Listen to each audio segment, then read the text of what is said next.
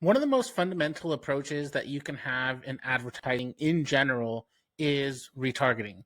And I've said for a while that B2C has had this concept down for a very long time. I still remember back in 2021, 2020, when this still seemed to be a new concept for B2B. With B2C, you go to a website, you might check out a certain product of a company's, you leave, and then you start seeing that product on display banners, on programmatic, or on Meta quite a bit. Meta's used a lot in the B2C world.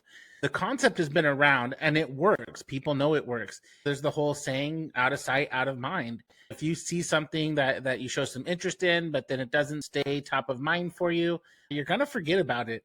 And then you might end up converting or purchasing some other option or something from a competitor because you forgot the one that you were interested in the first place, or they didn't do a good enough job showing you why you should purchase that product. So again, this has been around for a long time, but in the B2B space, we still had people who were driving for top of funnel conversions, using lead gen forms, trying to book demos on their first impression for a prospect. That just wasn't the way to do it. So the whole idea of demand generation came around, dark social, dark funnels, all that started being more prevalent when, while all that is true, fundamentally, the best thing that you can do is start retargeting.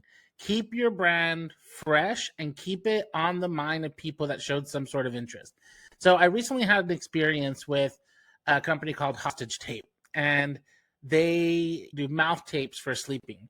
And my wife had brought this up to me before, and I don't know, I just wasn't sold on it. According to her, I snore. I don't think it's true. I've told her, no, I don't, but obviously I wouldn't know that.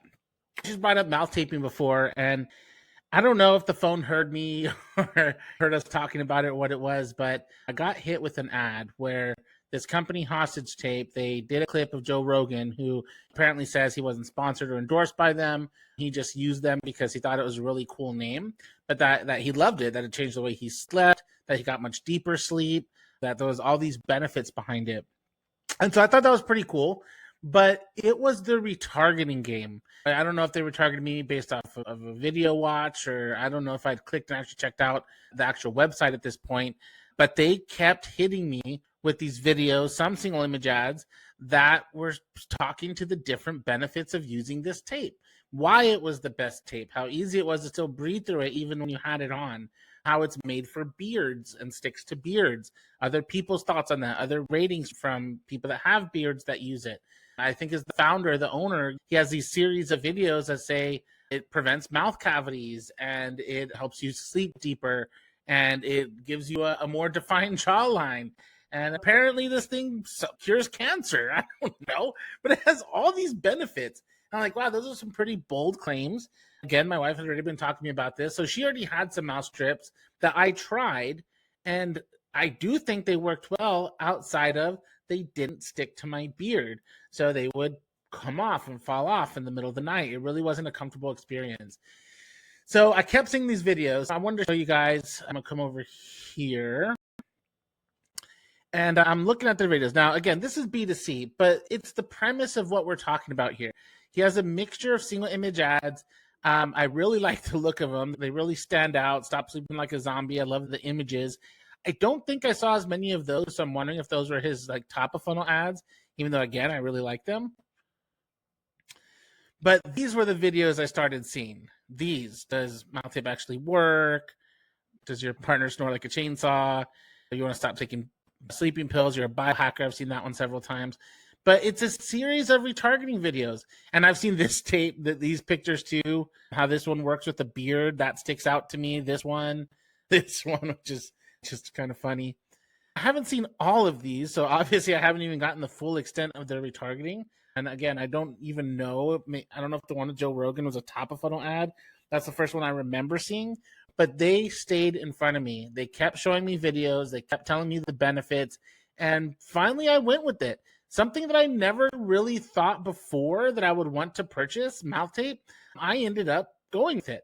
And I haven't received it yet, so I'll talk about the quality of the product once I get it. Well, I probably won't make a video on that because it's not about that. It's about the fact that they took some intent signals from me about how I was interested in this. I'm not sure what it was. I'm not sure if it was connected to my wife. Maybe I did look something up, and I just don't remember looking something up. Maybe I was just targeted in general by my demographic. But ultimately, this mouth tape ended up speaking to me, and they had a pretty good promotional offer. Again, they listed the benefits. So we want to take this idea and take it to B2B, right? That's the whole thought process here.